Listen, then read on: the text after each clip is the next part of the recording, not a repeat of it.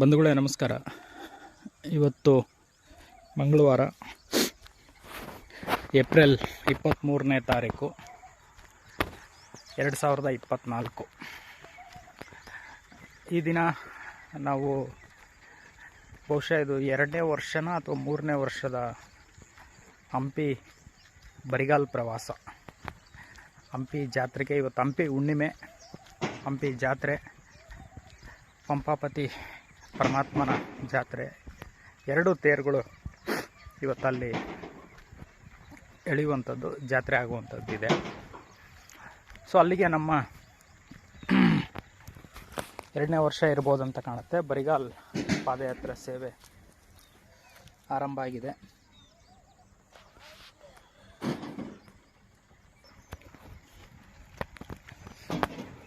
ಈಗ ನಾವು ನಮ್ಮ ಊರಿಂದ ಒಂದು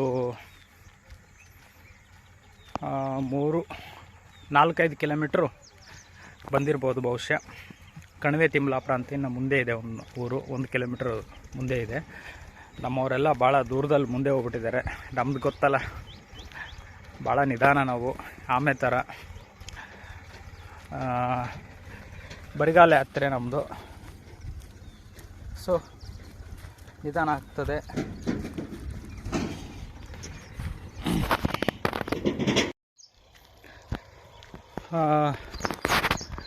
ಇದು ಹಂಪಿ ನಮಗೆ ಹತ್ತಿರ ಆಗುತ್ತೆ ಊರು. ಹಂಪಿ ಪುಣ್ಯಕ್ಷೇತ್ರ ಅನ್ನುವಂಥದ್ದು ನಮ್ಮೂರಿಂದ ಒಂದು 25-30 ಕಿಲೋಮೀಟ್ರ್ ಆಗ್ಬೋದು ಬಹುಶಃ. ಅಷ್ಟು ಊರಿಗೆ ಹತ್ತಿರದಲ್ಲಿದ್ದೀವಿ. ಹಂಪಿ ಪುಣ್ಯಕ್ಷೇತ್ರ ನಮ್ಮ ಭಾರತ ದೇಶದ ಸಂಸ್ಕೃತಿಯನ್ನು, ಹಿರಿಮೆಯನ್ನು, ಹೆಮ್ಮೆಯನ್ನು ಉಳಿಸ್ಕೊಂಡು ನಡೆಸ್ಕೊಂಡು ಹೋಗ್ತಿರುವಂಥ ಒಂದು ಪುಣ್ಯಕ್ಷೇತ್ರ ಅಂತ ಹೇಳ್ಬೋದು ಬಂಧುಗಳೇ. ಆ ಪುಣ್ಯಕ್ಷೇತ್ರಕ್ಕೆ ನಾವು ಹತ್ತಿರ ಇದ್ದೀವಿ ಅನ್ನೋದೇ ಒಂದು ಸೌಭಾಗ್ಯ, ನಮ್ಮ ಒಂದು ಖುಷಿ, ಸಂತೋಷ. ಹಂಪಿ ಪ್ರವಾಸ ನಮ್ಮೂರಿನ ಪಂಪಾಪತಿ ದೇವರ ಭಕ್ತರ ಒಂದು ಜೊತೆಗೆ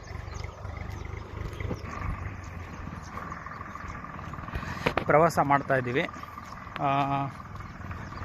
ಇದು ಬಹುಶಃ ಇದು 3ನೇ ಸಲ ಒಟ್ಟು ಹಂಪಿಗೆ ನಾವು ಪಾದಯಾತ್ರೆ ಹೋಗ್ತಾ ಇರುವಂಥದ್ದು. ಇನ್ನು ಇದಕ್ಕಿಂತ ಮುಂಚೆ ಮೊನ್ನೆ ಇದೇ ವರ್ಷ 2024ರಲ್ಲೇ ಜನವರಿ 21ನೇ ತಾರೀಕು ಮೊದಲನೇ ವರ್ಷದ ತಿರುಪತಿ ತಿಮ್ಮಪ್ಪನ ದರ್ಶನಕ್ಕೆ ಪ್ರವಾಸ ಪಾದಯಾತ್ರೆ ಮಾಡ್ಕೊಂಡು ಹೋಗಿದ್ವಿ. 12 ದಿನಕ್ಕೆ ದರ್ಶನ ಆಯಿತು. 12 ದಿನ ಪಾದಯಾತ್ರೆ ಮಾಡಿಸ್ದ ತಿಮ್ಮಪ್ಪ. ಅನೇಕ ರೀತಿಯ ಕಷ್ಟಗಳನ್ನು ಕೊಡ್ತಾ ಇದ್ದ ದಾರಿ ಮಧ್ಯದಲ್ಲಿ. ಕಷ್ಟಗಳ ಜೊತೆಗೆ ಹಾಗೆ ಪಾದಯಾತ್ರೆ ಮಾಡಿಸ್ತಿದ್ರು. ಆಮೇಲೆ ಇನ್ನು ಶ್ರೀಶೈಲಕ್ಕೆ ಯುಗಾದಿ ಸಮಯದಲ್ಲಿ ಬರಿಗಾಲ್ ಸೇವೆ, 3 ವರ್ಷಗಳ ಒಂದು ಬರಿಗಾಲ್ ಸೇವೆನ ಮಲ್ಲಯ್ಯ ನಮ್ಮಿಂದ ಮಾಡಿಸಿದಾನಂತ ಹೇಳ್ಬೋದು. ಮುಗಿದಿದೆ, 3 ವರ್ಷಗಳ ಬರಿಗಾಲ್ ಸೇವೆ ಆಗಿದೆ. ಇನ್ನು ಈ ಸಲ ಜೂನ್ ತಿಂಗಳಿಗೆ ಪಂಡ್ರಾಪುರಕ್ಕೆ ನಾವು ಪ್ರಯಾಣ ಮಾಡಿದ್ರೆ, ಪಾದಯಾತ್ರೆ ಮಾಡಿದ್ರೆ 3ನೇ ವರ್ಷ ಆಗುತ್ತೆ. 3ನೇ ವರ್ಷದ ಪಾದಯಾತ್ರೆ ಪಂಡ್ರಾಪುರಕ್ಕೆ.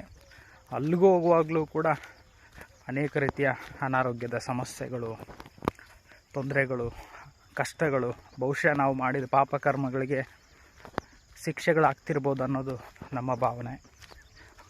ಯಾಕಂದರೆ ಒಬ್ಬ ಮನುಷ್ಯನಿಗೆ ಶಿಕ್ಷೆಗಳಾಗುತ್ತೆ ಅಂದರೆ ಅವ್ರು ಮಾಡಿದಂಥ ತಪ್ಪುಗಳಿಗೆ ಗೊತ್ತಿಲ್ಲದೆ, ತಿಳಿಯದೆ, ಅರಿವಿದ್ದೂ ಇಲ್ಲದೆ ಅನೇಕ ರೀತಿಯಲ್ಲಿ ನಾವು ತಪ್ಪುಗಳನ್ನು ಮಾಡ್ಕೊಂಡು ಹೋಗ್ತಾ ಇದ್ದರೆ ಆ ತಪ್ಪುಗಳಿಗೆಲ್ಲ ಶಿಕ್ಷೆ ಖಂಡಿತ ಆಗೇ ಆಗುತ್ತೆ.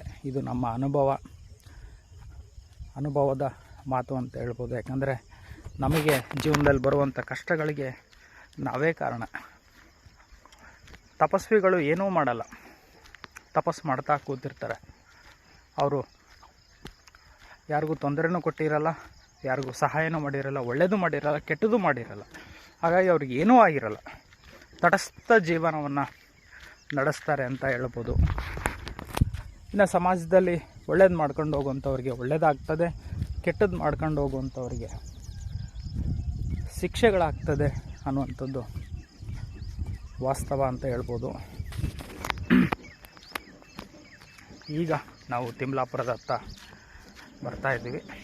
ಮುಂದೆ ಹೋದ್ಮೇಲೆ ಇನ್ನಷ್ಟು ವಿಚಾರಗಳಂತ ಮುಂದೆ ಹಂಚ್ಕೊಳ್ತೀವಿ ಬಂಧುಗಳೇ. ನೋಡಿ, ಇಲ್ಲಿ ಕಾಲುವೆನಲ್ಲಿ ಪಕ್ಷಿಗಳು, ನೀರು ಪಕ್ಷಿಗಳು ಯಾವ ರೀತಿಯಾಗಿ ಸ್ನಾನ ಮಾಡ್ತಿರುವಂಥ ದೃಶ್ಯ. ಸ್ನಾನ ಮಾಡಿ ಬೆಳಗಿನ ಜಾವನೇ ಅದ್ಭುತವಾದಂಥ ದೃಶ್ಯ ಇದು ನೋಡಿ. ಇಲ್ಲಿಂದ ಮತ್ತೆ ಮುಂದೆ ಹೋಗಿ ನೀರುಗಳಿರ್ತವೆ. ಅದೊಂದು ಆಟ. ಆ ಜೀವಗಳಿಗೆ ಆ ರೀತಿಯಾದಂಥ ಒಂದು ಆಟ ಆಗ್ತದೆ ಬಂಧುಗಳೇ. ನೋಡಿ, ಎಲ್ಲ ಜೀವ ಜಂತುಗಳಲ್ಲಿ ಬೆಳಗಿನ ಜಾವ ಸ್ನಾನ ಮಾಡೋದಾಗಲಿ, ಒಟ್ಟು ದಿನದಲ್ಲಿ ಯಾವುದಾದ್ರೂ ಒಂದು ಸಮಯದಲ್ಲಿ ಸ್ನಾನ ಮಾಡುವಂಥ ಅಭ್ಯಾಸವನ್ನು ರೂಢಿ ಮಾಡ್ಕೊಳ್ತೀವಿ. ಬಟ್ ಪಕ್ಷಿಗಳು, ನೀರಲ್ಲಿ ಮುಳುಗುವಂಥ ಕರಿ ಬಣ್ಣದ ಪಕ್ಷಿಗಳು ಬೆಳಗ್ಗೆನೇ ಬಂದು ಸ್ನಾನ ಮಾಡ್ತಾಯಿದ್ದಾರೆ. ಸೂರ್ಯೋದಯ ಆಗಿದ್ದಾನೆ. ಆ ಸಮಯದಲ್ಲೇ ಬಂದು ಇಲ್ಲಿ ಸ್ನಾನ ಮಾಡ್ಕೊಂಡು ಹೊರಟು ಆಹಾರ ಹುಡುಕೊಂಡು ಹೊರಟ್ಬಿಡ್ತವೆ.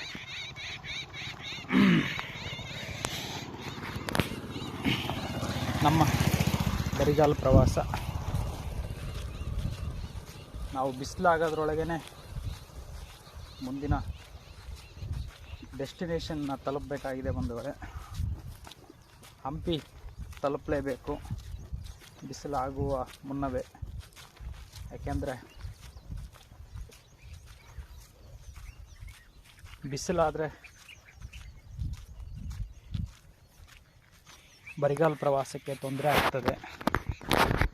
ಕಾಲು ಸುಡಲಿಕ್ಕೆ ಆರಂಭ ಆಗುವಂಥದ್ದು.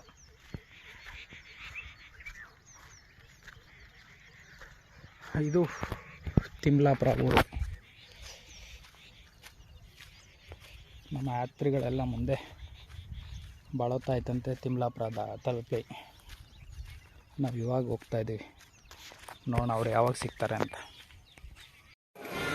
ನಮ್ಮ ಹಂಪಿ ಪಾದಯಾತ್ರೆಯ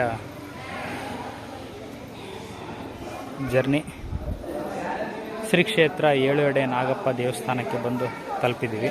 ಇಲ್ಲಿ ಇವತ್ತು ಭಕ್ತರ ಸಂಖ್ಯೆ ಜಾಸ್ತಿ ಇದೆ. 7 ಎಡೆ ನಾಗಪ್ಪ ದೇವಸ್ಥಾನದ ಹತ್ರ ಬಂದಿದ್ದೀವಿ.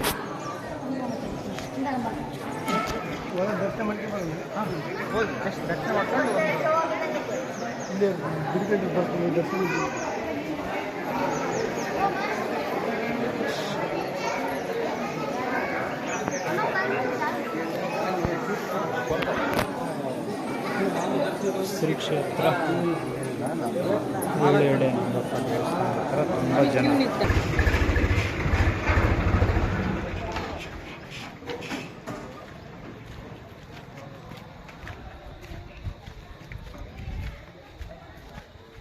ಏಳು ಎಡೆ ನಾಗಪ್ಪ ದೇವಸ್ಥಾನದಿಂದ ಮುಂದೆ ಪ್ರಯಾಣ ಮಾಡ್ತಾಯಿದ್ವಿ. ನಮ್ಮ ಹಂಪಿ ಪಾದಯಾತ್ರೆ ಪ್ರವಾಸ ಈ ಸಲ ಯಾಕೋ ಪಂಪಾಪತಿ ದೇವರು ನಮಗೆ ಕಷ್ಟಕರವಾದಂಥ ಅನುಭವನ ಕೊಡ್ತಾ ಇದ್ದಾನೆ. ನಮ್ಮ ಜೊತೆಗೆ ಪ್ರೀತಮ್ ಇದನ್ನು ನೋಡಿ ಬಾಲ ಪಂಪಾಪತಿ ಅಂತಲೇ ನಾವು ಭಾವಿಸ್ಬೋದು. ಪ್ರೀತಮ್ ಕೂಡ ಎನರ್ಜೆಟಿಕ್ ಆಗಿ ಪಾದಯಾತ್ರೆ ಮಾಡ್ತಾಯಿದ್ದಾನೆ.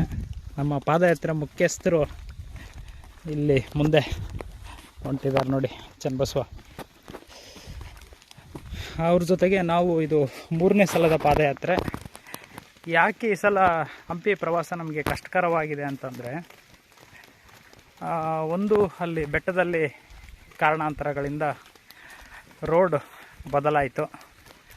ಬೆಟ್ಟದಲ್ಲಿ ಕಣಿವೆ ತಿಮ್ಲಾಪುರ ದಾಟಿ ಗುಡ್ಡದಲ್ಲಿ ಬರಬೇಕು.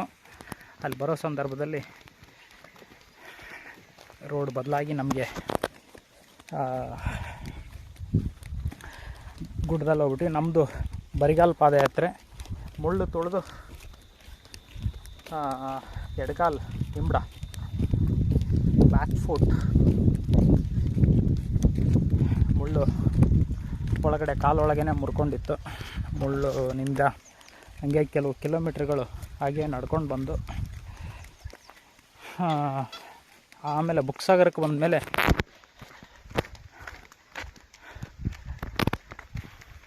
ಮುಳ್ಳನ್ನು ತಗೊಂಡಿದ್ದು. ಪ್ರೀತಮ್ ಗುಡ್ಡಗಳನ್ನ ಹತ್ತಿ ಇಳಿದು ಹಾಗೇ ನಡೀತಾ ಇದ್ದಾನೆ. ನಮ್ಮ ಪಾದಯಾತ್ರಿಗಳೆಲ್ಲರೂ ಸಹಜವಾಗಿ ಗೊತ್ತಿರೋಂಥ ವಿಚಾರ, ನಾವು ತುಂಬ ನಿಧಾನ.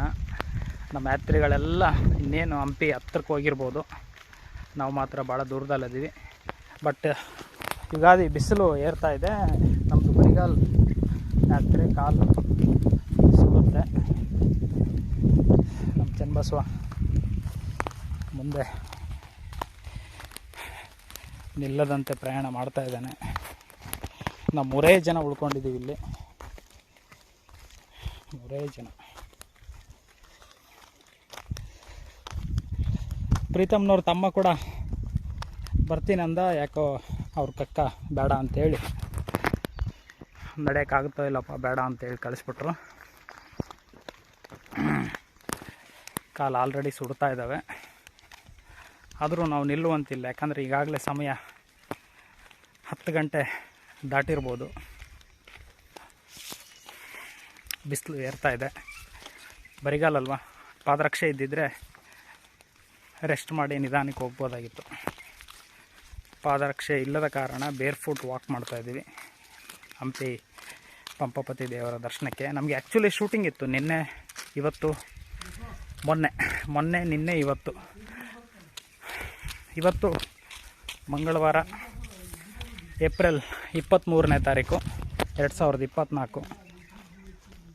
ನಮಗೆ ಏಪ್ರಿಲ್ 21, 22, 23 ಶಾಂತಮ್ ಪಾಪಮ್ ಶೂಟಿಂಗ್ ಹೇಳಿದರು. ಆಮೇಲೆ ಬಸ್ ಚಾರ್ಜ್ ಏನಾರ ಕೊಡಲಿಕ್ಕೆ ಆಗ್ಬೋದಾ ನೋಡಿ ಅಂದ್ವಿ. 400 ಕಿಲೋಮೀಟ್ರ್ ಊರಿಂದ ಬರೋದು, ಬಸ್ ಚಾರ್ಜ್ ಕೊಡ್ಬೋದಾ ಅಂದಾಗ ಅವರು ಕರೆಯೋದು ಬಿಟ್ಬಿಟ್ರು. ಬಟ್ ಅದು ಅವ್ರು ಬಿಟ್ಟಿಲ್ಲ, ಹಂಪಿ ಪಂಪಾಪತಿ ದೇವರು ಬಿಡಿಸಿದ್ದಾನಂತ ಹೇಳ್ಬೋದು. ಯಾಕೆಂದರೆ ಇಲ್ಲಿ ಪಾದಯಾತ್ರೆ ಇದೆಯಲ್ಲ, ಪಾದಯಾತ್ರೆ ಸೇವೆ ನಮ್ಮ ಬದುಕಲ್ಲಿ ಭಗವಂತ ಬರೆದಿರ್ಬೋದು ಅಂತ ಕಾಣುತ್ತೆ. ಆಗೋದೆಲ್ಲ ಒಳ್ಳೆಯದಕ್ಕೆ. ದೇವರ ಅನುಗ್ರಹ, ದೇವರ ಸೇವೆಯೇ ಪರಮೋತ್ತರ ಸೇವೆ ಅಂತ ಹೇಳ್ಬೋದು. ಪಾದಯಾತ್ರೆ ನಂತರ ಕಲಾತಾಯಿ ಸೇವೆ ಇದ್ದೇ ಇರುತ್ತೆ. ಕಲಾತಾಯಿ ಅನುಗ್ರಹ ಆದಾಗ ಹೋಗಿ ಕಲಾ ಸೇವೆ ಮಾಡುವಂಥದ್ದು ಆಗ್ತದೆ ಬಂಧುಗಳೇ. ಕುಟುಂಬದ ಸೇವೆ, ಪ್ರಕೃತಿ, ಪ್ರಾಣಿ ಪಕ್ಷಿಗಳು, ಪರಿಸರದ ಸೇವೆ, ಸಮಾಜ ಸೇವೆ, ದೇಶ ಸೇವೆ, ಪಂಚಭೂತ ಶಕ್ತಿಗಳ ಸೇವೆ, ಕಲಾ ಸೇವೆ, ಹೀಗೆ ಪಾದಯಾತ್ರೆ ಸೇವೆ. ಬದುಕಲ್ಲಿ ಎಲ್ಲ ನಮಗೆ ಭಗವಂತ ಏನೇನು ಯಾವ್ಯಾವ ರೂಪದಲ್ಲಿ ಏನೇನು ಅನುಕೂಲಗಳನ್ನು ಕೊಟ್ಟಿರ್ತಾನೆ, ಅವೆಲ್ಲ ಸೇವೆಗಳನ್ನು, ಋಣಾನುಬಂಧವನ್ನು ತೀರಿಸ್ಕೊಂಡು ಹೋಗುವಂಥದ್ದು, ಸೇವೆ ಮಾಡುವಂಥದ್ದು ನಮ್ಮಿಂದ ಆಗಬೇಕಾಗ್ತದೆ. ಹಾಗಾಗಿ ಭಗವಂತ ಬಹುಶಃ ನಮ್ಮ ಕಲಾ ಸೇವೆನ ಮುಂದಕ್ಕೆ ಹಾಕಿ ಪಾದಯಾತ್ರೆ ಸೇವೆಗೆ ಅನುಗ್ರಹ ಆಗಿರ್ಬೋದು. ನಡೀತಾ ಇದ್ದೀವಿ, ಎನರ್ಜಿ ಡೌನ್ ಆಗುತ್ತೆ ಮಾತಾಡ್ತಾ ಇದ್ದರೆ. ಮುಂದೆ ನಡೆಯೋಣ, ಹಂಪಿ ತಲುಪಬೇಕು ಬಂಧುಗಳೇ. ನೋಡಿ, ಟಾರ್ ರೋಡಲ್ಲಿ ಬೇರ್ ಫುಟ್ ವಾಕ್ ಕಷ್ಟ ಆಗ್ತದೆ, ಬಿಸಿಲು ಏರ್ತಾ ಇರುತ್ತೆ. ಹಾಗಾಗಿ ನಡಿಬೇಕು ಬಂಧುಗಳೇ. ನಮ್ಮ ಹಂಪಿ ಪ್ರವಾಸ ವಿಜಯ ವಿಠ್ಠಲ್ ರಾಯ ದೇವಸ್ಥಾನದ ಕಡೆಗೆ ಹೊರಟಿದೆ. ಇಲ್ಲಿ ನಮ್ಮ ಹಾಗೆ ಯಾತ್ರಿಗಳು ಭಾಳ ಜನ ಬಂದಿದ್ದಾರೆ.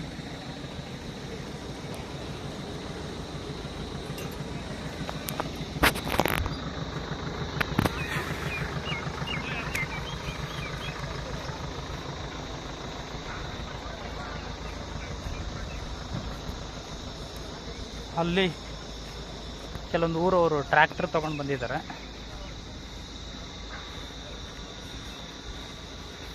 ನಮಗೀಗಾಗಲೇ ಬಿಸಿಲು ಕಾಲು ಸುಡಲಿಕ್ಕೆ ಆರಂಭ ಆಗ್ತಾ ಇದೆ. ಆದರೂ ಪಂಪಾಪತಿ ಭಗವಂತ ಕಾಲಲ್ಲಿ ಎಷ್ಟು ಶಕ್ತಿ ಕೊಡ್ತಾನೆ ಅಷ್ಟು ನಾವು ಹಾಗೇ ನಡ್ಕೊಂಡು ಆತನ ಸನ್ನಿಧಾನ ಸೇರುವಂಥದ್ದು ಉಳಿದಿದೆ ಬಂಧುಗಳೇ. ಎಲ್ಲಿ ನಿಲ್ಲುವಂತಿಲ್ಲ, ಕಾರಣ ಪಾದರಕ್ಷೆ ಇಲ್ಲ. ಪಾದರಕ್ಷೆ ಇದ್ದವರಾದರೆ ನಿಧಾನ ಮಾಡ್ಬೋದು.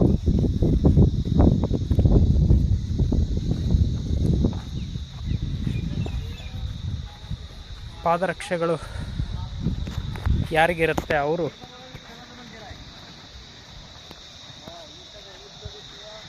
ನಿಧಾನ ಮಾಡಿಕೊಂಡು ಹೋಗ್ಬೋದು. ಬಟ್ ನಾವು ನಿಧಾನ ಮಾಡುವಂತಿಲ್ಲ. ನಿಧಾನ ಮಾಡಿದಷ್ಟು ಕಾಲು ಸುಡಲಿಕ್ಕೆ ಆರಂಭ ಆಗ್ತದೆ. ಒಂದು ಹಾಗೇ ಪರಮಾತ್ಮ ನಮ್ಮನ್ನು ನಾನ್ ಸ್ಟಾಪ್ ಪಾದಯಾತ್ರೆ ಮಾಡಿಸ್ಕೊಂಡು ಬಂದು ಬಿಸಿಲನ್ನು ದಾಟಿಸಿ ಉಸುಗು ಮರಳಿಗೆ ಹಾಕಿದ್ದಾನೆ. ಇದು ಮರಳು ದಾರಿ. ವಿಜಯ ವಿಠಲರಾಯ ದೇವಸ್ಥಾನದ ಕಡೆಗೆ ಹೋಗುವಂಥ ದಾರಿ.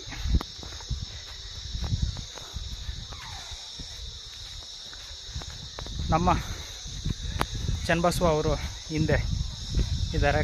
ಅವ್ರಿಗೆ ಪಾದರಕ್ಷೆ ಇದೆ, ಅವರು ಸ್ವಲ್ಪ ನಿಧಾನ ಮಾಡ್ಬೋದು. ನಾವು ಮುಂದೆ ನಡಿಬೇಕಾಗಿದೆ ಬಂಧುಗಳೇ.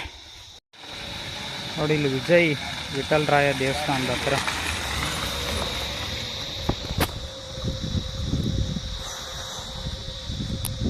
ಯಾರಿಗೆ ವಾಕ್ ಮಾಡಲಿಕ್ಕೆ ಸಾಧ್ಯ ಇಲ್ಲ ಅಂಥವರೆಲ್ಲ ಆ ವಾಹನಗಳನ್ನು ಬಳಸ್ಕೊಂಡು ದೇವರ ದರ್ಶನದ ಕಡೆಗೆ ಹೋಗಿ ನೋಡ್ಕೊಂಡು ಬರ್ಬೋದು ಅಂತ ವ್ಯವಸ್ಥೆಗಳನ್ನು ಕಲ್ಪಿಸಲಾಗಿದೆ.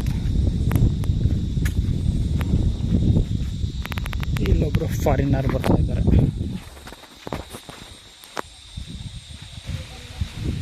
ನೋಡಿ, ಇಲ್ಲಿ ಮತ್ತೊಂದು ವೆಹಿಕಲ್ ಬರ್ತಾ ಇದೆ.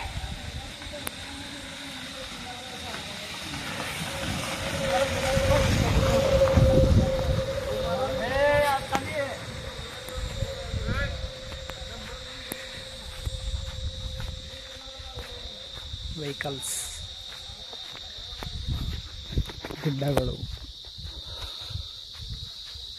ಯಾತ್ರಿಗಳು ಮುಂದೆ ಹೊಂಟಿದ್ದಾರೆ.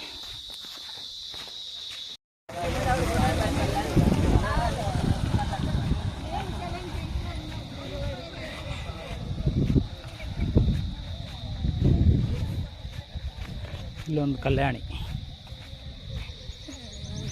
ಇದೆ ಹಂಪಿಲಿ. ವಿಜಯ ವಿಠಲರಾಯ ದೇವಸ್ಥಾನ ಕಡೆ ಹೋಗುವಾಗ ಸಿಗುವಂಥ ಒಂದು ಕಲ್ಯಾಣಿ.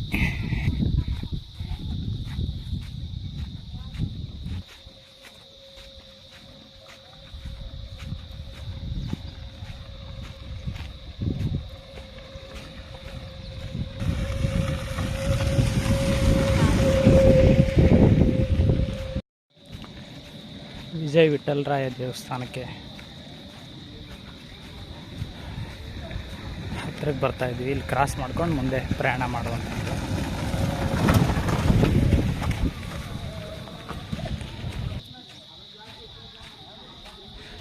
ದೇವಸ್ಥಾನವನ್ನು ದಾಟ್ಕೊಂಡು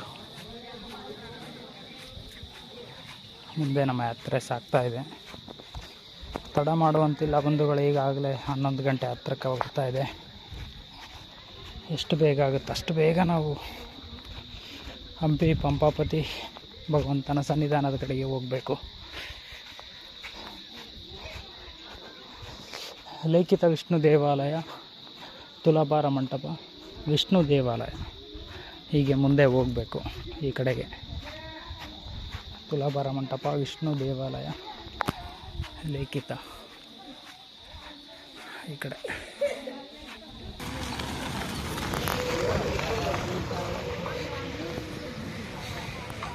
ಈ 1.5 ಕಿಲೋಮೀಟ್ರು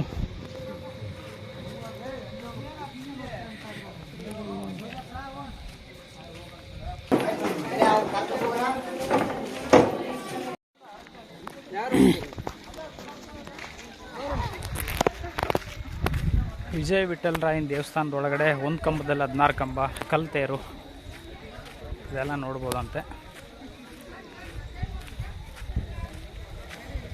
ಅಲ್ಲಿ ಮುಂದೆ ಇರುವಂಥದ್ದು. ಇಲ್ಲಿಂದ ಹಂಪಿ ಕಡೆಗೆ ಪ್ರಯಾಣ ಮಾಡಬೇಕು ಬಂಧುಗಳೇ. ಇಲ್ಲಿ ಸ್ವಲ್ಪ ನೀರಿದೆ, ಬಾಟ್ಲಲ್ಲಿ ನೀರು ತುಂಬಿಸ್ಕೊಂಡು ಮುಂದೆ ನಡಿಬೇಕು.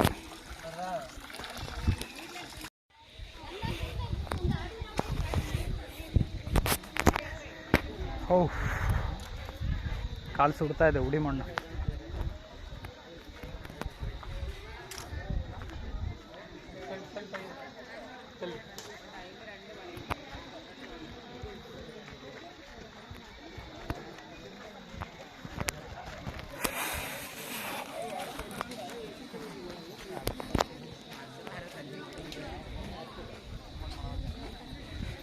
ಇಲ್ಲಿಂದ ಮುಂದೆ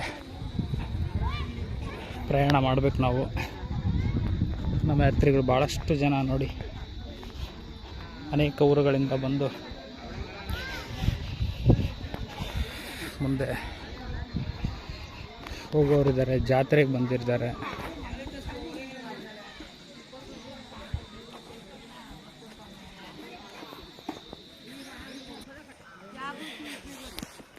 ಉಸು ಮಣ್ಣು ಬಾಲಿ ಸುಡಕತ್ತೈತಿ, ಕಾಲು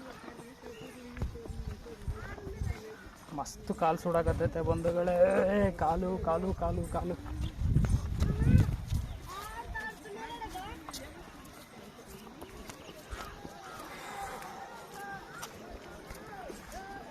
ಇಲ್ಲಿ ಕಲ್ ಮೇಲೆ ಸ್ವಲ್ಪ ಪರವಾಗಿಲ್ಲ, ಕಲ್ ಮೇಲೆ ಸ್ವಲ್ಪ ಸುಡೋದು ಕಮ್ಮಿ ಆಯಿತು. ಆ ಉಸುಕ್ ಮಣ್ಣಲ್ಲಿ ಮಾತ್ರ ತುಂಬ ಸುಡ್ತು. ಇಲ್ಲಿ ಹರಕೆ ಕಟ್ಟುವಂಥ ಜಾಗ ಬರ್ತಾ ಇದೆ ನೋಡಿ, ಮುಂದೆ ಹರಕೆ ಕಟ್ಟುವಂಥ ಸ್ಥಳ ಇಲ್ಲಿ ನೋಡಿ. ಎಷ್ಟು ನೂರಾರು ಜನ ಹರಕೆಗಳನ್ನು ಕಟ್ತಾ ಇರುವಂಥ ದೃಶ್ಯವನ್ನು ನಾವು ಇಲ್ಲಿ ಕಾಣ್ಬೋದು.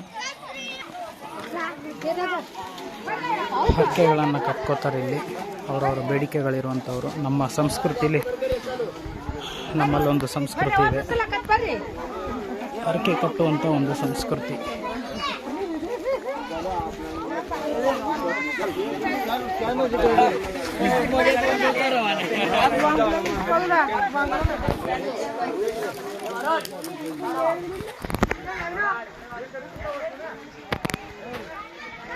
ಹರಕೆ ಕಟ್ಟುವಂಥವರು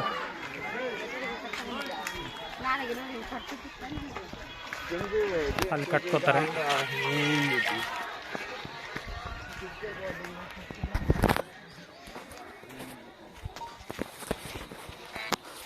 ಇನ್ನು ನಾವು ಹಂಪಿ ಕಡೆಗೆ ಪ್ರಯಾಣ ಮಾಡಬೇಕು.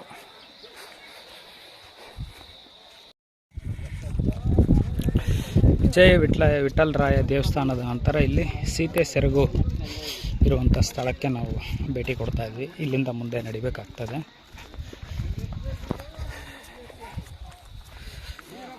ಸೀತೆ ಸೆರಗು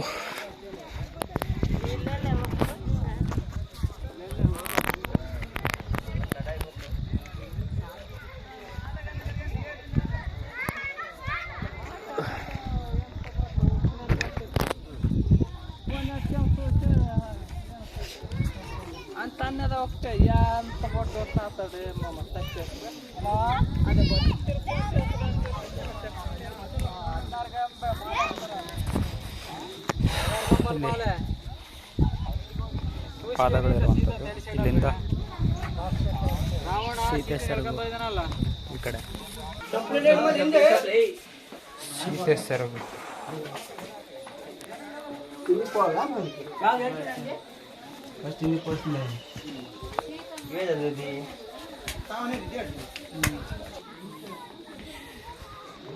ಸೀತೆ ಸೆರಗು ಅಂತ ಇದೆ ಹೆಸರು ಹೇಳ್ತಾರೆ. ಬಟ್ ಏನು ಇತಿಹಾಸ ಅಂತ ಕೇಳಬೇಕು ದೊಡ್ಡವರಿಗೆ, ತಿಳಿದಂಥವ್ರಿಗೆ. ಇದಕ್ಕೆ ದಾಟ್ಕೊಂಡು ದರ್ಶನ ಮಾಡಿಕೊಂಡು ಅಮ್ಮ ಕಲ್ಲು ತುಳಿದ್ಬಿಟ್ಟು ಅಪ್ಪ ಭಗವಂತ ಕಲ್ಲು ತುಳಿಸ್ಬಿಟ್ಟ ಪಂಪಾಪತಿ ಭಗವಂತ. ಓ, ರಾವಣಾಸುರ ಸೀತೆನ ಎಳ್ಕೊಂಡು ಹೋಗುವಾಗ ಸೆರಗು ಹಿಡ್ಕೊಂಡು ಎಳ್ಕೊಂಡು ಹೋಗಿರೋವಂಥದ್ದು ಅಂತ ಇಲ್ಲಿ ಯಾರೋ ಹೇಳ್ದಂತಾಯಿತು.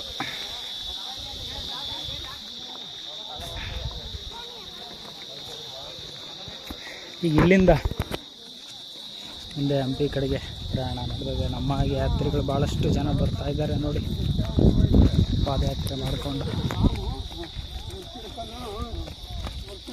ಆ ಕಡೆ ಹೊಳೆ,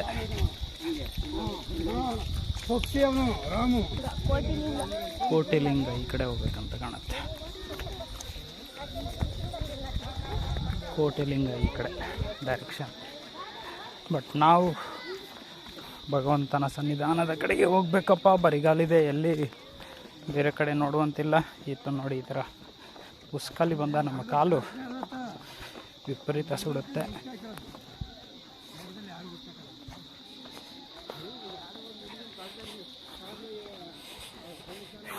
ಈ ಥರ ಉಸ್ಕಲ್ಲಿ ಕಾಲು ತುಂಬ ಸುಡುತ್ತೆ.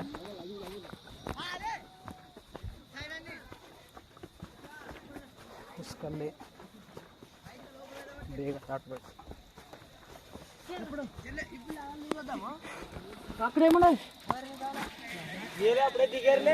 ಸೈಕಲ್ ಯಾತ್ರಿಗಳು ಇಲ್ಲಿ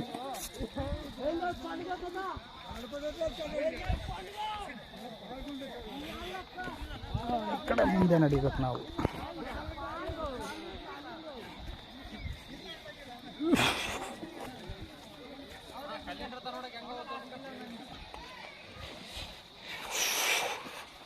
ಒಳ್ಳೆ ಕಾಲಂತೂ ಮಸ್ತ್ ಸುಡಕತ್ತಾವ. ಉಸುಗಿದ್ದಲ್ಲಂತೂ ಭರ್ಜರಿ ಸುಡ್ತಾ. ಈಗ 11 ದಾಟಿಬಿಟ್ಟಿದೆ ಟೈಮು. ತುಂಬ ಬಿಸಿಲು.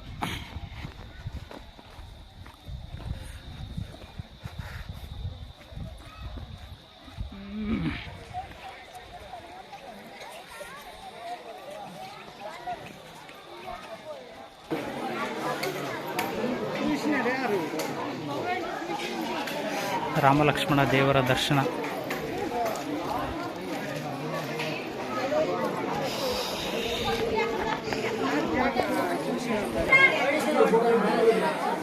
ರಾಮ ಲಕ್ಷ್ಮಣ ಸೀತೆ ಆಂಜನೇಯ 4 ಜನ ಒಟ್ಟಾಗಿರುವಂಥ ದೇವಸ್ಥಾನ. ಮೂರ್ನವರೆಲ್ಲ ಬರಕತ್ತಾರೆ.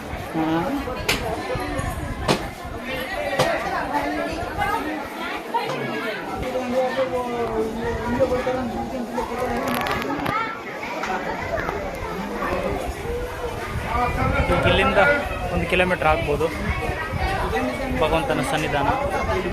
ಪ್ರಯಾಣ ಮಾಡಬೇಕು.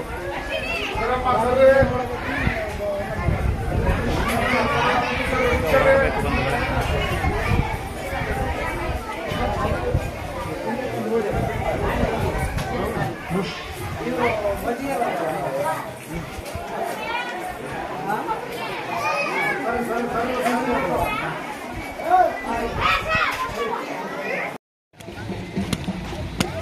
ಹಂಪಿ ಹತ್ತಿರಕ್ಕೆ ಬಂದ್ವಿ. ಈಗ ಸಮಯ ಬಹುಶಃ 12 ಆಗಿರ್ಬೋದು. ಹಂಪಿಲಿ ನೀರಿನ ಸಮಸ್ಯೆ. ಕಳೆದ ವರ್ಷ ನಮಗೆ ಇಲ್ಲೆಲ್ಲ ಪ್ರಸಾದ ಸಿಗ್ತಾಯಿತ್ತು ದಾನಿಗಳಿಂದ. ಈ ಸಲ ಯಾಕೋ ಪ್ರಸಾದ ವ್ಯವಸ್ಥೆ ಇಲ್ಲ. ದಾನಿಗಳು ಯಾರು ಪ್ರಸಾದ ಕೊಡುವಂಥವರು ಕಾಣ್ತಿಲ್ಲ.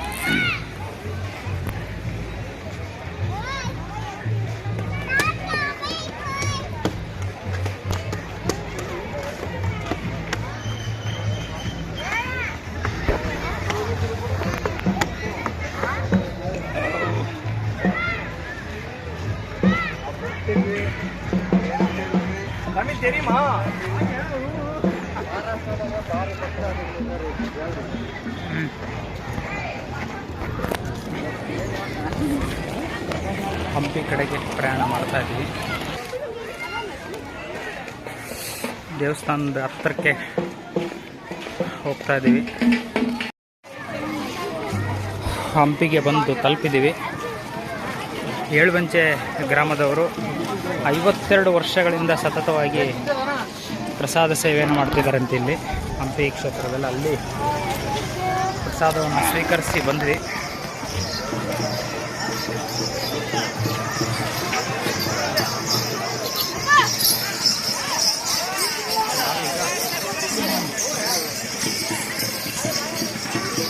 ಪಂಪಾಪತಿ ವಿರೂಪಾಕ್ಷೇಶ್ವರ ದೇವರ ದರ್ಶನಕ್ಕೆ ಹೋಗ್ತಾ ಇದ್ದೀವಿ. ಬರಿಗಾಲು.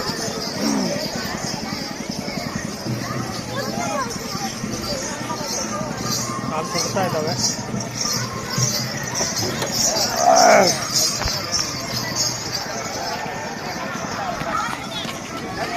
ಕಾಲುಗಳು ಸುಡ್ತಾ ಇದ್ದಾವೆ.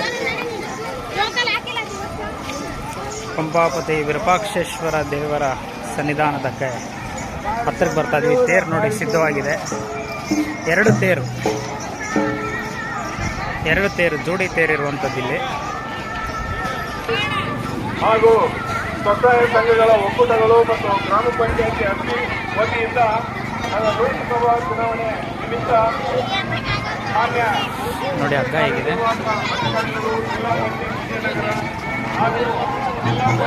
ತೇರು ಎಳೆಯುವಂಥ ಇಲಾಖೆಯ ಅಧಿಕಾರಿಗಳು ಮತ್ತು ನಮ್ಮ ತಾಲೂಕು ಪಂಚಾಯತ್ ಕಾರ್ಯನಿರ್ವಾಹಕ ಅಧಿಕಾರಿಗಳು ಮತ್ತು ಜೋಡಿ ತೇರು ಸಿದ್ಧವಾಗಿರುವಂಥದ್ದು.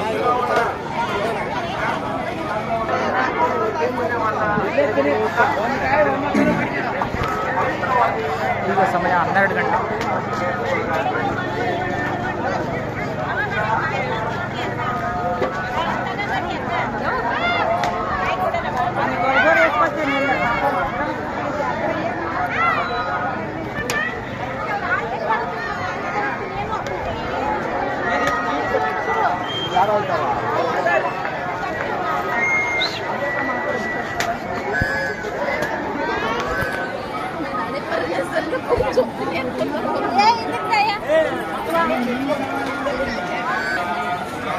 ಇಲ್ಲಿ ವಿರೂಪಾಕ್ಷೇಶ್ವರ ಸ್ವಾಮಿ ದೇವಸ್ಥಾನ.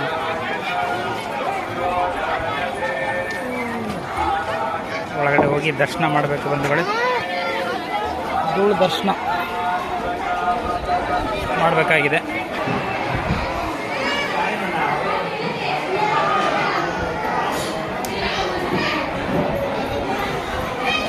ಶಿವ ಶಿವ ಶಿವ.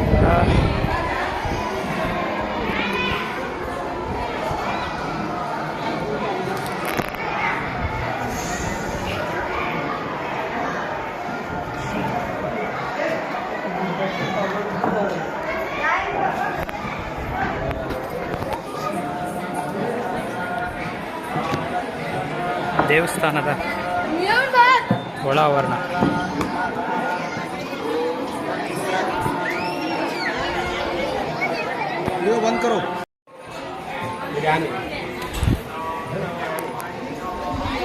ಎರಡನೇ ಒಳಾವರಣ.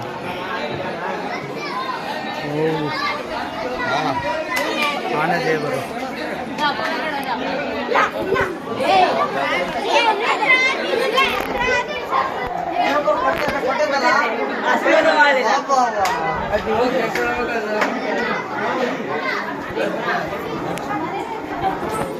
ಒಂಟಿ ಸಲಗ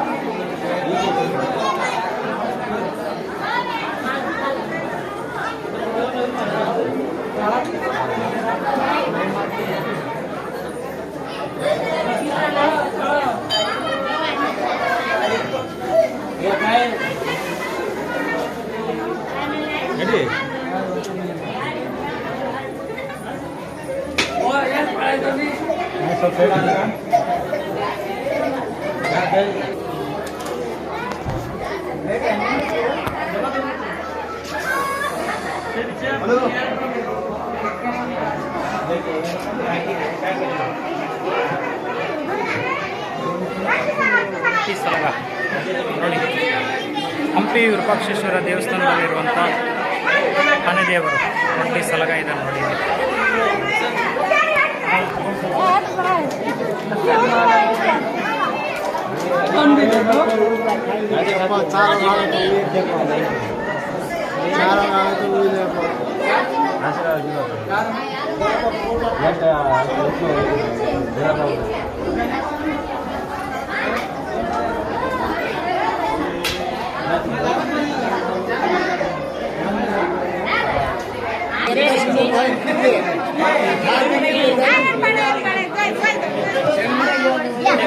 नहीं करे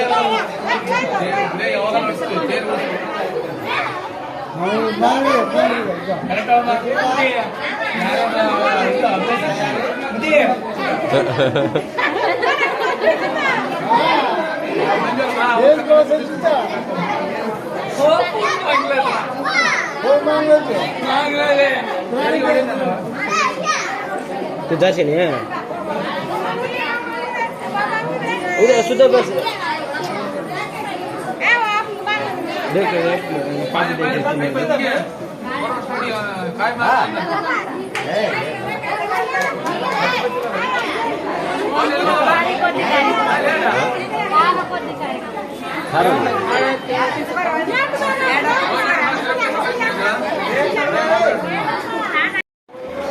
ಆನೆ ಒಂಟಿ ಸಲಗ ಹಂಪಿ ವಿರೂಪಾಕ್ಷೇಶ್ವರ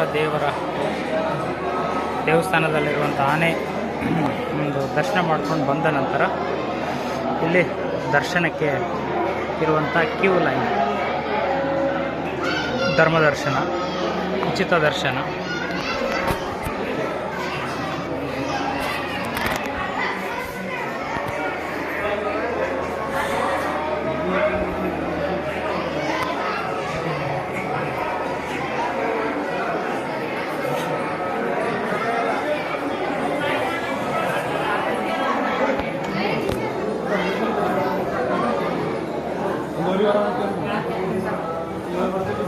ದರ್ಶನಕ್ಕೆ ನಿಂತಿರುವಂಥ ಭಕ್ತರ ಸಾಲು.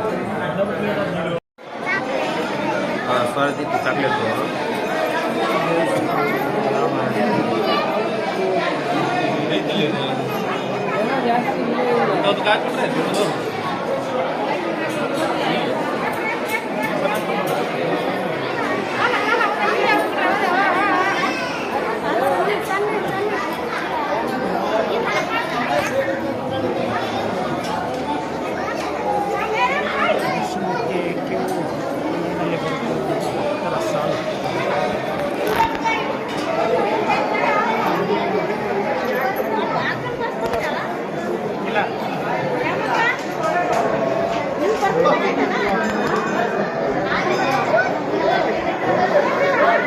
ಯಾಕಂದರೆ ಚೇರ್ ಮೇಲೆ ಇಟ್ಟಿದ್ದೆ.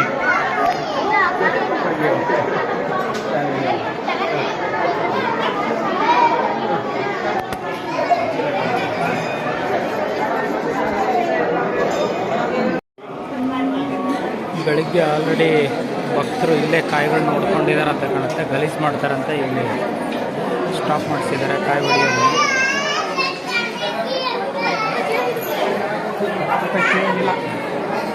ದರ್ಶನಕ್ಕೆ ದೇವಸ್ಥಾನದ ಒಳಗಡೆ ಹೋಗುತ್ತಿರುವಂಥ ಕ್ಯೂ ಲೈನ್.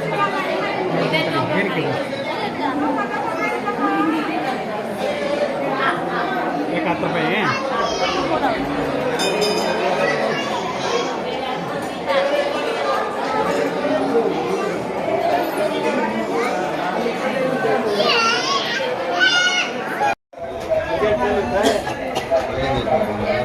ದೇವಸ್ಥಾನದ ಹಂಪಿ ವಿರೂಪಾಕ್ಷೇಶ್ವರ ದೇವಸ್ಥಾನದ ದರ್ಶನ ಮಾಡಿಕೊಂಡು ಹೊರಗಡೆ ಬಂದ ನಂತರ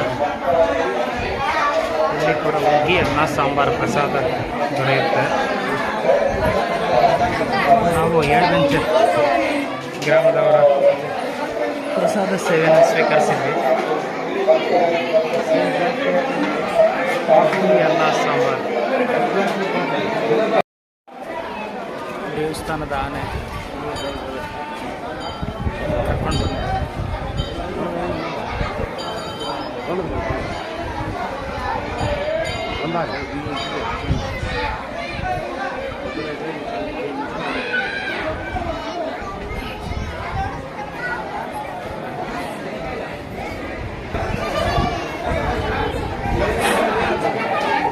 ಹಂಪಿ ದೇವಸ್ಥಾನದ ಆನೆ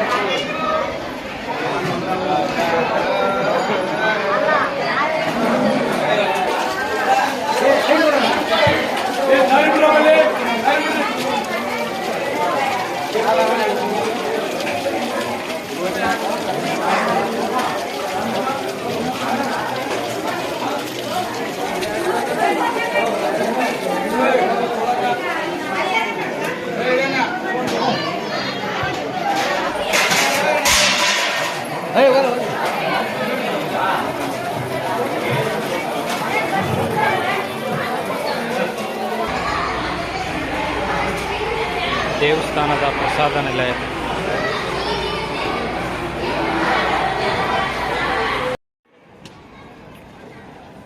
ಹಂಪಿ ವಿರೂಪಾಕ್ಷೇಶ್ವರ ದೇವರ ಸನ್ನಿಧಾನದ ಆಚೆಯಿಂದ ನಾವು ನೋಡಿದಾಗ ಕಾಣುವಂಥ ದೃಶ್ಯ ಇದೆ. ಇಲ್ಲಿ ಪ್ರಸಾದ ಸೇವೆ ನಿಲಯ, ಪ್ರಸಾದ ನಿಲಯ ಇಲ್ಲೇ ಇರೋದು.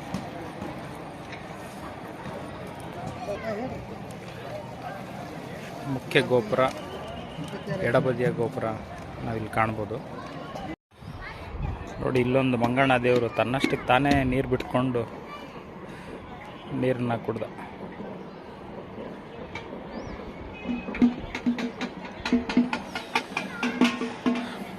ಅಲ್ಲಿ ಕೆಳಗಡೆ ಪ್ರಸಾದ ತೊಗೊಂಡ್ವಿ.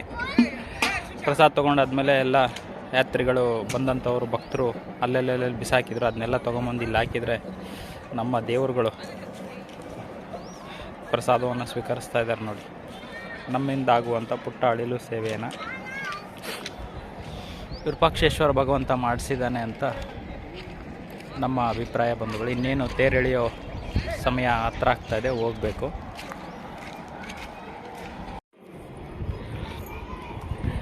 ದೇವಸ್ಥಾನದ ಎಡಬದಿಯಲ್ಲಿರುವಂಥ ಕಲ್ಯಾಣಿ ನೋಡಿ,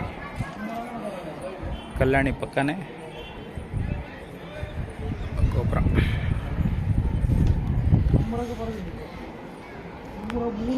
ಇನ್ನೇನು ತೇರೆಳೆಯೋ ಸಮಯ ಆಗ್ತಾ ಇದೆ. ಹೋಗಿ ತೇರು ಎಳೆದಾದ್ಮೇಲೆ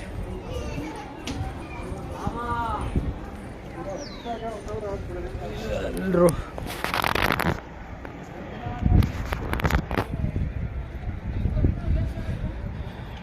ಅವರವರ ಸ್ಥಳಗಳಿಗೆ ತೆರಳಬಹುದು. ನಾವು ನಮ್ಮ ಊರಿಗೆ ಪ್ರಯಾಣ ಮಾಡಬೇಕು. ಇದು 3ನೇ ಸಲ. ಜಾತ್ರೆಗಂದರೆ ಇದು 2ನೇ ಬಾರಿ. ಪಾದಯಾತ್ರೆ ಅಂತಂದರೆ 3 ಬಾರಿ ನಮ್ಮ ಊರಿನ ಪಾದಯಾತ್ರೆ ಚನ್ನಬಸವ.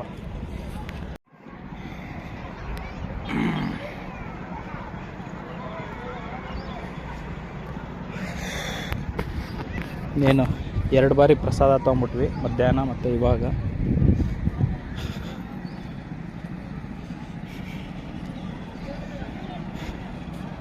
ವಿರೂಪಾಕ್ಷೇಶ್ವರ ದೇವರ ತೇರು ಎಳೆಯೋದನ್ನು ಜೋಡಿ ತೇರು ದರ್ಶನ ಪಡೆದುಕೊಂಡು ಊರ ಕಡೆಗೆ ಪ್ರಯಾಣ ಆರಂಭಿಸ್ಬೇಕು ಬಂಧುಗಳೇ.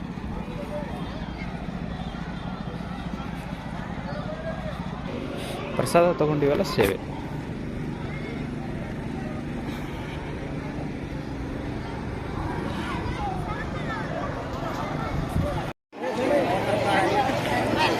ನೋಡಿ, ದೇವಸ್ಥಾನದ ಎಡಬದಿ ಭಾಗ ಪ್ರಸಾದ ವ್ಯವಸ್ಥೆ ಇದೆ ಬಂಧುಗಳೇ. ನೋಡಿ, ಇಲ್ಲೆಲ್ಲ ಜಾತ್ರೆಗೆ ಜನ ಸೇರಿರುವಂಥದ್ದು.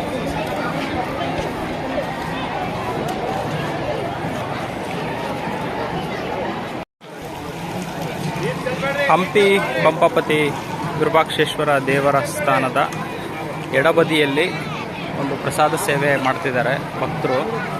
ಭಾಳ ಚೆನ್ನಾಗಿ ಅಚ್ಚುಕಟ್ಟಾಗಿ ಶಿಸ್ತುಬದ್ಧವಾದಂಥ, ಸುಸರ್ಜಿತವಾದಂಥ, ರುಚಿಯಾದಂಥ ಪ್ರಸಾದವನ್ನು ಇಲ್ಲಿ ಭಕ್ತರಿಗೆಲ್ಲ ಅರ್ಪಿಸ್ತಾ ಇದ್ದಾರೆ. ದೊಡ್ಡ ಸೇವೆ. ನಮಗೆ ಯೋಗ ಇಲ್ಲ ಅಂತ ಕಾಣುತ್ತೆ. ಅಲ್ಲೇ ಹಿಂದ್ಗಡೆ ಬರೀ ಅನ್ನ ಸಾಂಬಾರು ಪ್ರಸಾದವನ್ನಷ್ಟೇ ಸ್ವೀಕರಿಸಿದ್ವಿ. ಬಟ್ ಆದರೂ ಬಿಡಲಿಕ್ಕೆ ಮನಸ್ಸಿಲ್ಲ. ಇಲ್ಲಿ ಬಂದು ಹುಗ್ಗಿ ಪ್ರಸಾದವನ್ನು ತೊಗೊಂಡ್ವಿ. ಹುಗ್ಗಿ ಪ್ರಸಾದ ಸಂಡಿಗೆ. ಸೊ ಬೈಡ್ರಿ, ನೀವು ಯಾರಾದರೂ ಬಂದರೂ ಕೂಡ ದೇವಸ್ಥಾನದ ಎಡಬದಿಯಲ್ಲಿ ಅಲ್ಲಿ ಗೋಪುರ ಇದೆಯಲ್ಲ, ಗೋಪುರ ಪಕ್ಕದಲ್ಲೇ ಲೆಫ್ಟ್ ಸೈಡಲ್ಲೇ ಪ್ರಸಾದ ವ್ಯವಸ್ಥೆ ಇರುತ್ತೆ. ಭಾಳ ಚೆನ್ನಾಗಿರುತ್ತೆ ಬಂಧುಗಳೇ. ಮುಂದಿನ ಸಲ ಭಗವಂತ ನಮಗೇನಾದರೂ ದರ್ಶನ ಭಾಗ್ಯವನ್ನು ಕೊಟ್ಟರೆ ಇಲ್ಲೇ ಬಂದು ಪ್ರಸಾದವನ್ನು ಸ್ವೀಕರಿಸುವಂಥದ್ದಾಗ್ತದೆ. ತೇರು ಆಲ್ರೆಡಿ ಆ ಕಡೆಗೆ ಹೋಗಿದೆ. ಈಗ ಹೋಗಿ ತೇರು ದರ್ಶನ ಮಾಡಬೇಕು. ನೋಡಿ, ಭಾಳ ಚೆನ್ನಾಗಿ ವ್ಯವಸ್ಥೆ ಮಾಡಿದ್ದಾರೆ ಹಂಪಿಯಲ್ಲಿ ಪ್ರಸಾದ ವ್ಯವಸ್ಥೆಗಳು. ನೋಡಿ, ಇನ್ನೇನು ತೇರು ಆಲ್ರೆಡಿ 2 ತೇರುಗಳು ಕೂಡ ಆ ಬದಿಗೆ ಹೋಗಿದೆ. ಸಾವಿರಾರು ಜನ ನಮ್ಮ ಪಾದಯಾತ್ರಿಗಳು ಬಂದಿದ್ದಾರೆ.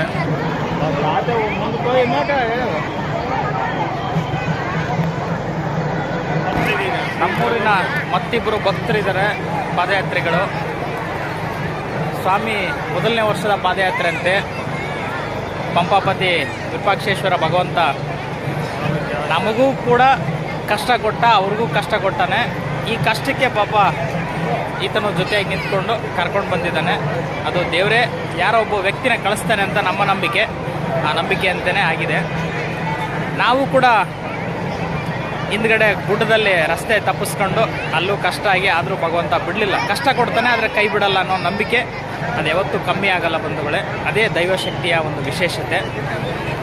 ಪಾದಯಾತ್ರೆಗಳಿಗೆ ಲಕ್ಷಾಂತರ ಜನ ಭಕ್ತರು ಪಾದಯಾತ್ರೆ ಮಾಡ್ತಾ ಇರ್ತಾರೆ ಅಂತಂದರೆ ಹಂಪಿಗೆ ಆಗ್ಬೋದು, ಪಂಡ್ರಾಪುರಕ್ಕೆ ಆಗ್ಬೋದು. ಈಗ ನಾವು ಹೋಗಿರುವಂಥ ಪುಣ್ಯಕ್ಷೇತ್ರಗಳಾದರೆ ತಿರುಪತಿ, ಪಂಡ್ರಾಪುರ, ಶ್ರೀಶೈಲಂ, ಹಂಪಿ, ಇನ್ನೂ ಧರ್ಮಸ್ಥಳಕ್ಕೆ, ಬೇರೆ ಬೇರೆ ಮಲೆ ಮಹದೇಶ್ವರ ಬೆಟ್ಟಕ್ಕೆ, ಅಲ್ಲೂ ಕೂಡ ಸಾವಿರಾರು ಜನ, ಲಕ್ಷಾಂತರ ಜನ ಸಂಖ್ಯೆ ಪಾದಯಾತ್ರೆ ಮಾಡ್ತಾನೆ ಇರ್ತಾರೆ.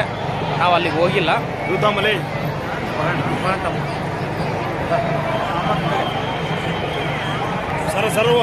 ಇನ್ನೇನು ಗಣೇಶ ಬರ್ತಾ ಇದ್ದಾನೆ. ಐರಾವತ, ಒಂಟಿ ಸಲಗ, ತೇರು ಬಂತು ನೋಡಿ. ಯಾತ್ರಿಗಳು ಎಷ್ಟು ಆರಾಮಾಗಿ ಎಲ್ಲ ಕೂತಿದ್ದಾರೆ. ಭಾಳ ತಂಪು ಜಾಗ ಇವು.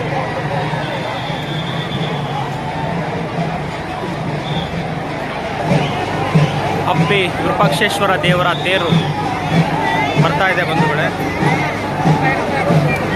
ತೇರು ಮುಂದೆ ಹೋಗಿ ವಾಪಸ್ ಬರ್ತಿರುವಂಥ ದೃಶ್ಯ.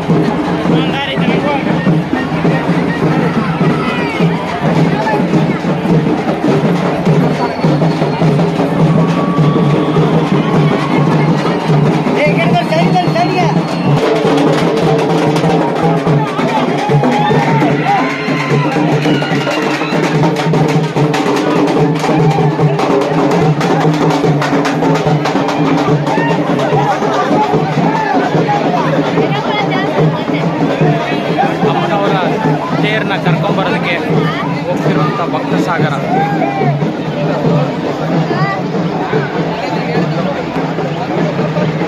ವಿರೂಪಾಕ್ಷ ದೇವರ ತೇರು ಬಂದಾಗಿದೆ.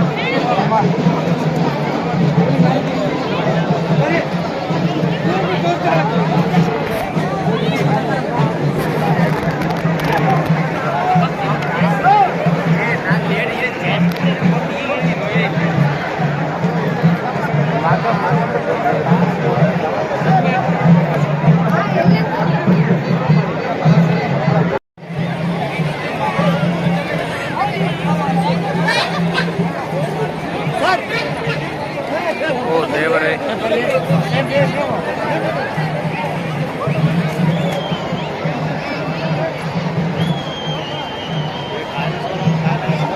ವಿರೂಪಾಕ್ಷೇಶ್ವರ ದೇವರ ತೇರು ಎಳೆದಾಯಿತು. ಇನ್ನು ಅಮ್ಮನವರ ತೇರು ಬರಬೇಕಾಗಿದೆ.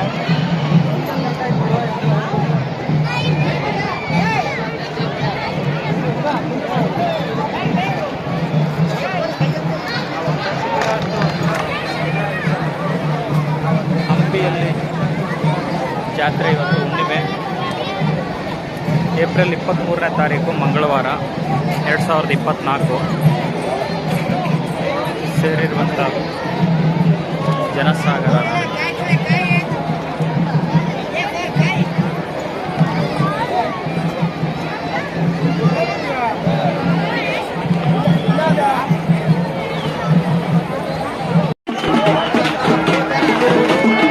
ಅಮ್ಮನವ್ರ ತೇರು ಫಸ್ಟ್ ಬಂದಿರೋದು ಅಮ್ಮನವ್ರ ತೇರು.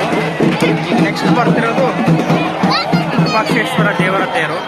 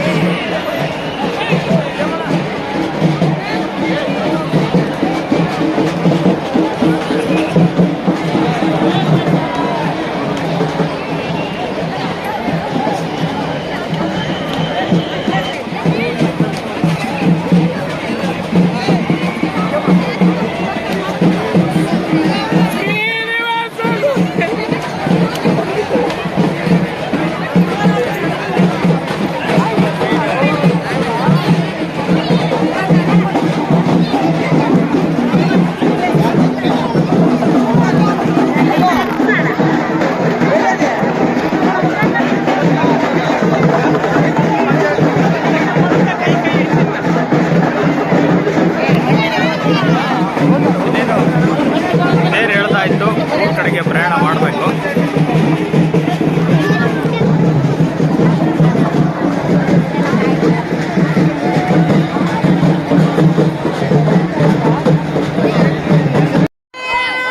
ಹಂಪಿ ವಿರೂಪಾಕ್ಷೇಶ್ವರ ದೇವರ ಜಾತ್ರೆ ದಿನ ತೇರು ಎಳೆದು ನಿಂತಿರುವಂಥದ್ದು.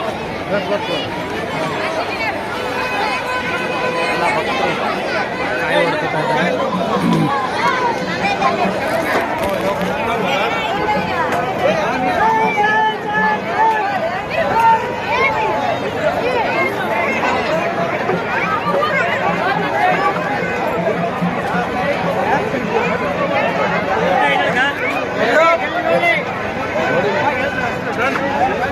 ತೇರು ಎಳೆದಾಯ್ತು. ಇನ್ನು ನಾವು ನಮ್ಮ ಊರ ಕಡೆಗೆ ಪ್ರಯಾಣ ಮಾಡಬೇಕು.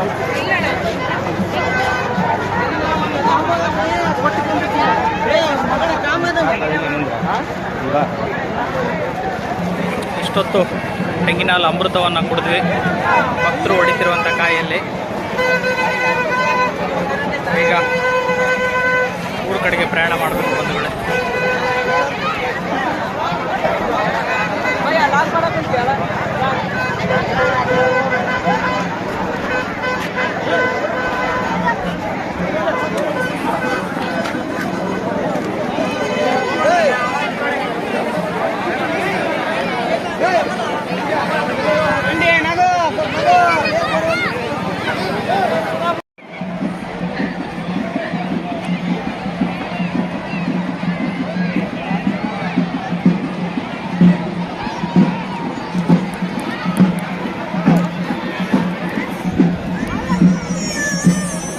ಎರಡು ಜೋಡಿ ತೇರು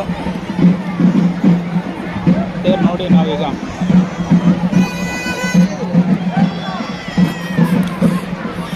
ನಮ್ಮ ಮೂರು ಕಡೆಗೆ ಪ್ರಯಾಣ ಆರಂಭಿಸಿದ್ದೀವಿ.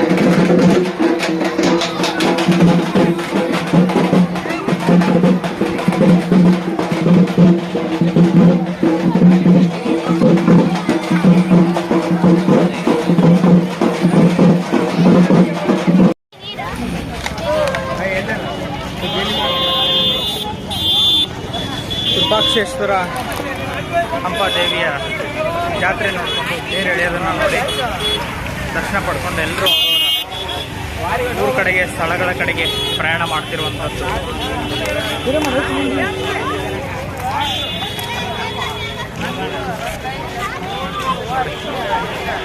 ಸಾವಿರಾರು ಸಂಖ್ಯೆ ಅಥವಾ ಲಕ್ಷಾಂತರ ಸಂಖ್ಯೆ ಇರಬಹುದು ಅಂತ ಅನಿಸ್ತಾ ಇದೆ.